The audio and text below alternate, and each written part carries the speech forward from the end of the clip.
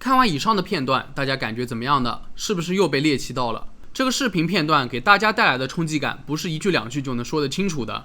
有人说视频中的生物压根就不是人，是一个怪物；又有人说这是一个人体失败实验的纪录片。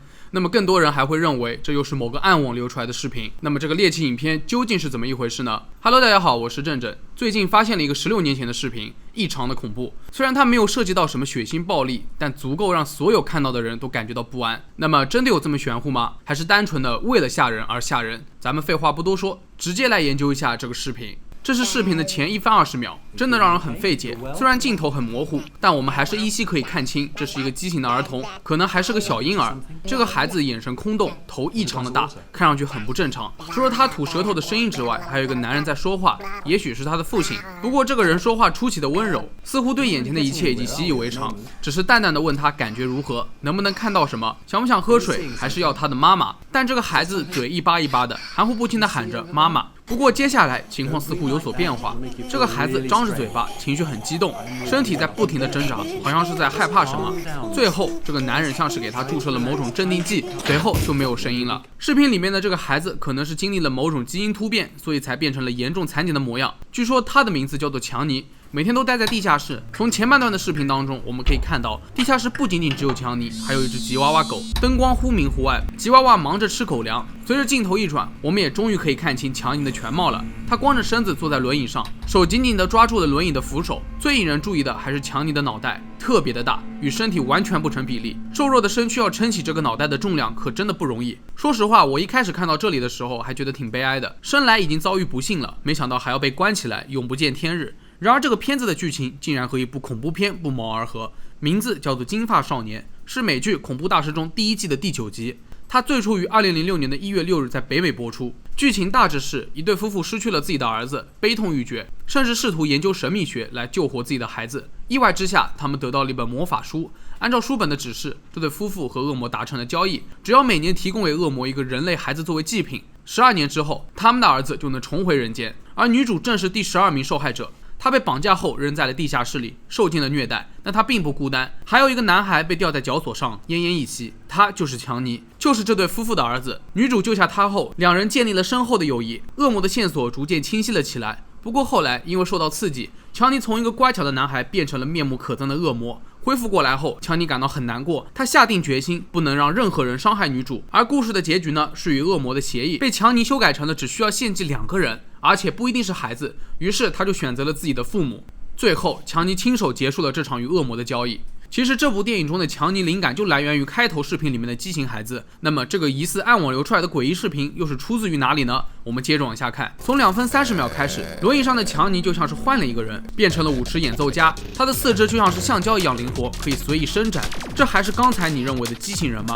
强尼在轮椅上各种旋转，溜得很，还做出各种姿势，出手相当的有力，与一开始病殃殃的样子完全不同。不仅如此，强尼周围还出现了不同的光束，加上各种电子音乐的声音，他就像是一个苏醒的机器人，在进行一场狂欢派对。当门被打开后，强尼又迅速地回到了开头的姿势，有气无力地倒在了轮椅上面。这一系列的骚操作，可把一旁的吉娃娃给看得目瞪狗呆了。想必这会儿有很多小伙伴也是同款表情吧？原来安排这个吉娃娃就是起这个作用的。那么好了，整个视频看完了，不知道大家有何感想？是不是觉得很莫名其妙，还是说很猎奇、很恐怖？可以在弹幕里说一下自己的感受。但其实我还看出了一丝滑稽，因为后半段的转折真的让我猝不及防。那接下来就是解析时间。其实这个视频的名字叫做橡胶强尼，是一个名叫克里斯·开尼安的人自编自导自制的一个音乐视频。强尼的设定是严重残疾的人，他不能说话，被关在黑暗的地下室里，只有一只吉娃娃陪着他。有别人在的时候，他只会靠在轮椅上胡言乱语；当他独自一人的时候，就会开始演奏一种快节奏的电子音乐。在克里斯的剪辑之下，整个舞蹈过程都相当的迅速，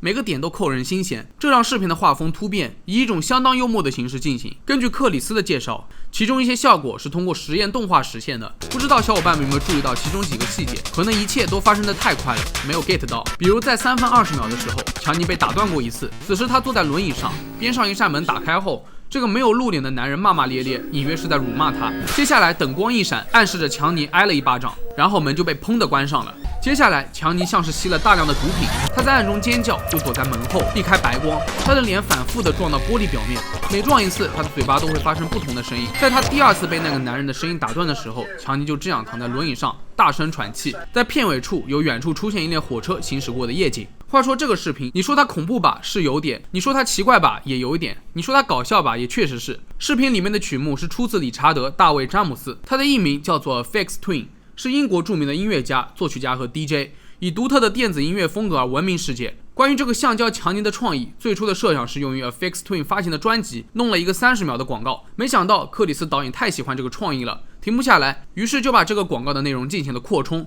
最终以一个6分钟的短片呈现给了观众。大家也都注意到了，这是由红外夜视下拍摄的，绿光使所有的生物的眼睛都发着光，令人恐惧。不得不佩服克里斯导演，这可是在2005年发布的视频，短短6分钟，却比许多正儿八经的恐怖片更有视觉效果和感染力，令人印象深刻。在一片冲突和混乱的电子音乐当中，观众根本没有空联想到恶魔之类的东西，只是单纯被扭曲的姿势所吸引。不仅如此，还能看到强尼的脸、牙齿、舌头扭成一团的皮肤，完完全全的是个有血有肉的生物，可谓是大饱眼福。克里斯的许多作品都与美国的恐怖片复兴密切相关，吸引了成千上万的恐怖迷追随他的视频。